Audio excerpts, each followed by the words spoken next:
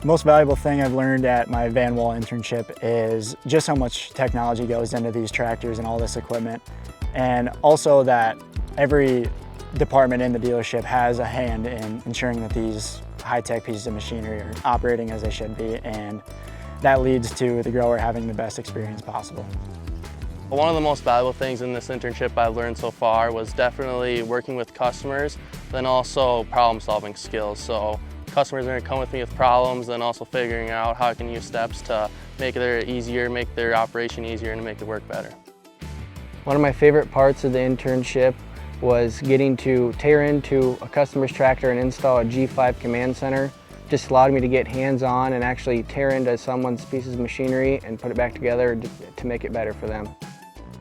I think the most valuable thing I've learned here at Wall is definitely customer service and integrity. I think that's what really builds a well-rounded dealership. And then I think one of the most important things I've learned through customer service and integrity is, maybe when you're on a phone call with a customer and you may not have an answer to a question, but you say, "I don't know, but I will find out." And there's plenty of people, plenty of employees and friends in the dealership that you can use as tools to help you find your resource and help that customer out.